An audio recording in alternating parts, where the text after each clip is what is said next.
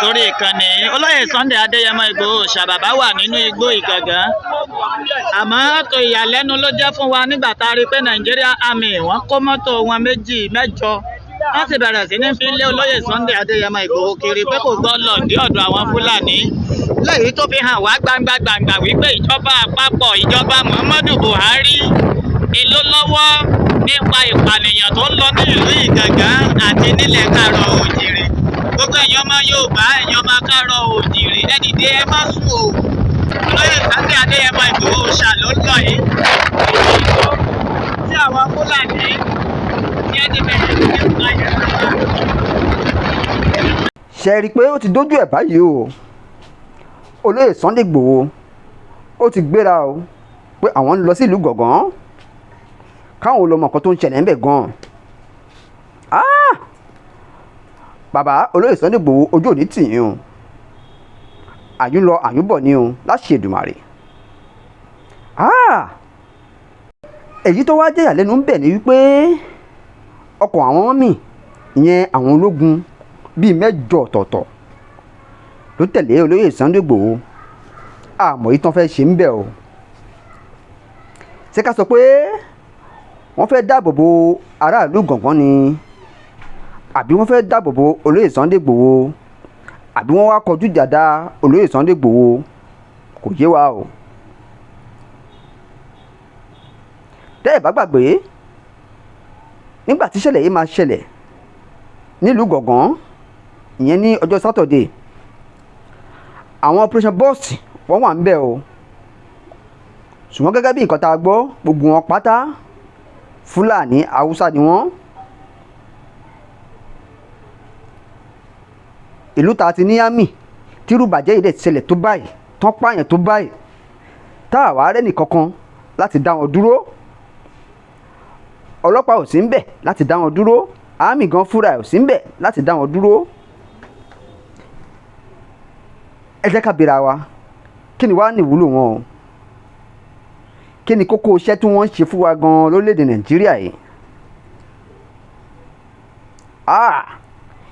Ìkan ìbànújẹ́ pátá gbà lélẹ́yìí jẹ́. Ẹni tó bá débẹ̀ ló lè sọ. Tó bá rí bọ́ ṣe pa àwọn èèyàn sílẹ̀, ẹ̀rù á báyàn. Ẹ wá gbọ́ pé olóyè Sunday Ìgbòho ń lọ sílùú Ìgangan báyìí. Gbogbo yín ẹ wá dá tẹ̀lé. Bọ́ọ̀sì bíi 8 ọ̀tọ̀ọ̀tọ̀ ló tẹ̀lé olóyè Sunday Ìgbòho. Ẹ wò ó, ọmọ Adéyẹmọ, gbogbo ayé ní bẹ lẹ́yìn ẹ o, gbogbo èèyàn ní bẹ lẹ́yìn ẹ, nǹkan kò sì ní í ṣe é láṣẹ Èdùmàrè.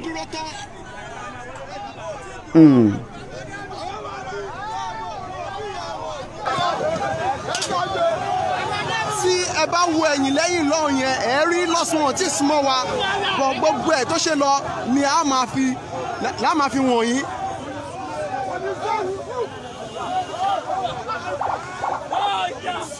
Lọ sínú igbó láti lọ lé Fúlàní àbí láti lọ pa àwọn Fúlàní tó ń pa àwọn èèyàn wa.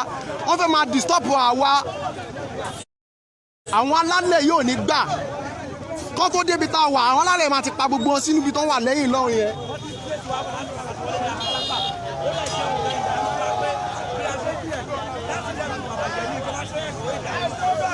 Eléyìí ti fi hàn dájú wípé ìjọba ni ẹni tó ń sponsor àwọn lórí burúkú yìí. Federal government ló ń sponsor Nigeria Army. Ẹ máa bá a máa ṣe ẹ máa ṣe ẹ máa ṣe ẹ. Ní ẹ̀kọ́ àwọn information tó máa ń wọ́n ní pé Nigeria Army wọ́n fẹ́ disturb wa láti lè má jẹ́ ká lọ sí àwọn nǹkan tí a ti torí ẹ̀ wá sí ibàyẹn. La ṣe ní ká fún èèyàn wa nílé ní update.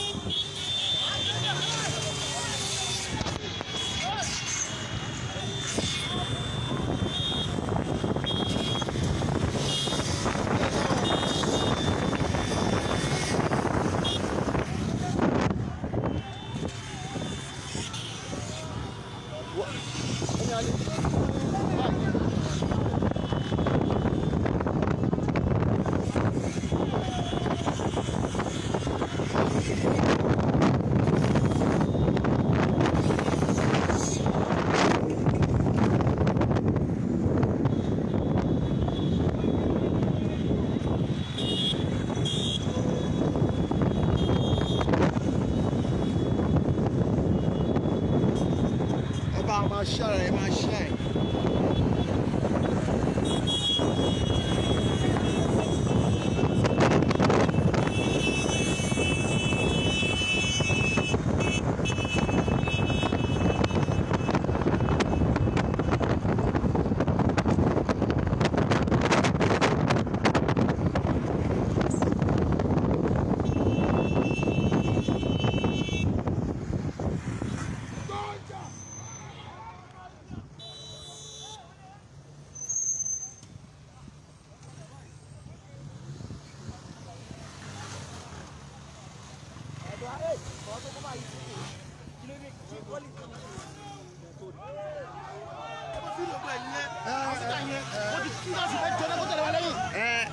Àwọn Nigeria Army about bí 8 in-laws náà gbé tẹ̀lé wa lẹ́yìn láti wá disturb wa bọ̀ àwọn alálẹ̀ kò ní fún wọn ṣe lágbára Ọlọ́run àwọn la máa borí wọn whoever tó bá rán wọn wá pé láti wá disturb láti lè bá gba àwọn èèyàn wa kúrò nínú oko ẹrú 8 in-laws ni àwọn Nigeria mi fi ń tẹ̀lé wa lẹ́yìn bọ̀ àwa adúró tán.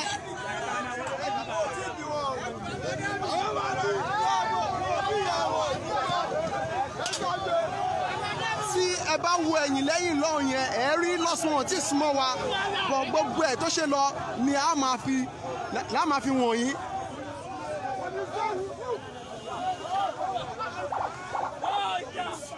Lọ sínú igbó láti lọ lé Fúlàní àbí láti lọ pa àwọn Fúlàní tó ń pa àwọn èèyàn wa wọ́n fẹ́ máa disturb àwa àwọn alálẹ̀ yóò ní gbà kó tó débi tá a wà àwọn alálẹ̀ máa ti pa gbogbo wọn sínú ibi tó wà lẹ́yìn lọ́hùn yẹn.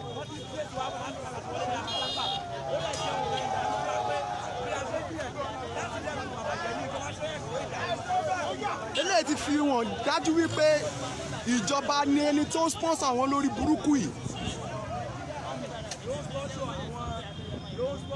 Federal government ló ń sponsor Nigeria Army. Ẹ máa bá a máa share.